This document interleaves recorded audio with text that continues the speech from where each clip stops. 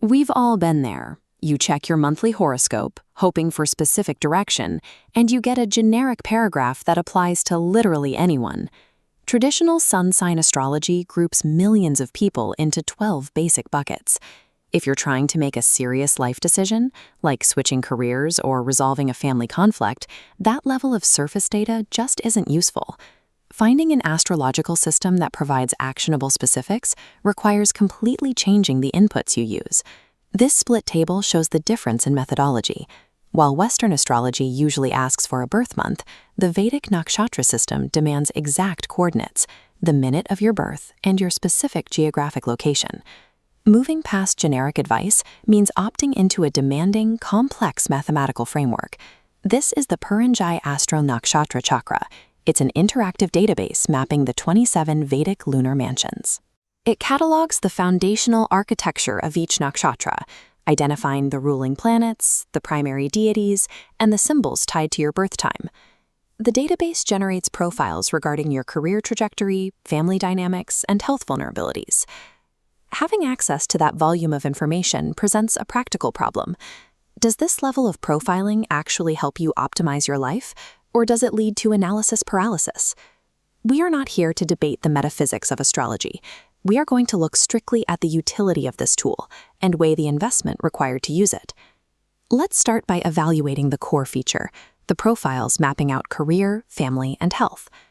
This scorecard maps the system. The profiles feature requires calculating your exact nakshatra using precise birth data. The outcome is segmented life paths, pointing towards specific career choices. But this certainty introduces a trade-off, the risk of adopting deterministic thinking. If a database suggests your profile is unsuited for entrepreneurship, or that your relationship dynamics will be turbulent, it's easy to passively accept that as a limitation and stop pursuing certain opportunities.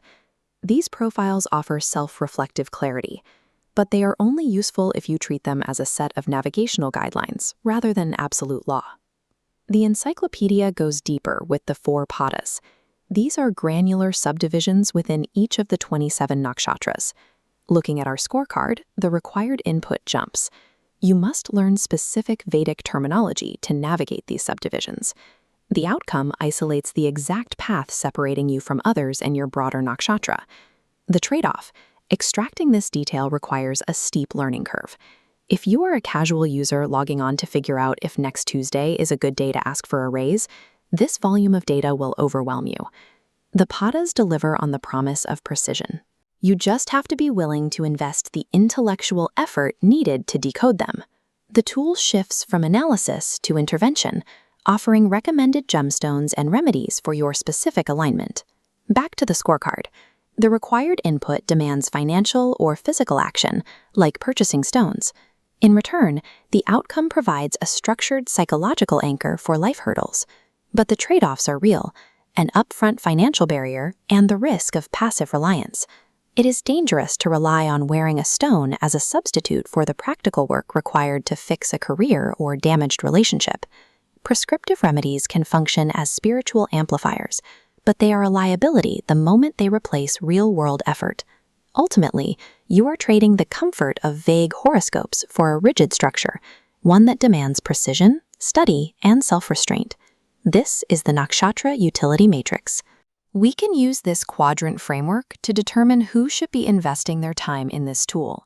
The ideal users plot in the top right quadrant, the spiritual optimizer, and the serious astrology student. They fit here because they are willing to learn the terminology. More importantly, they are capable of taking these profiles and using them as one of several data points for self-reflection. For active, disciplined learners, the Encyclopaedia functions as a centralized repository of structured, consolidated esoteric data. Look at the bottom left quadrant. If you are a passive skeptic or a person in a life crisis looking for an immediate fix, you should avoid this tool. If you don't have accurate birth data, or if you're seeking a magic fix through a gemstone, this system will only generate anxiety. It won't give you clarity. Applying a rigid, deterministic system to a mindset that avoids personal accountability is a guaranteed recipe for disaster. The Puranjai Astro Nakshatra Chakra is a powerful framework, but extracting value from it demands high user responsibility. The stars and encyclopedias can give you a detailed map, But at the end of the day, you still have to walk the terrain yourself.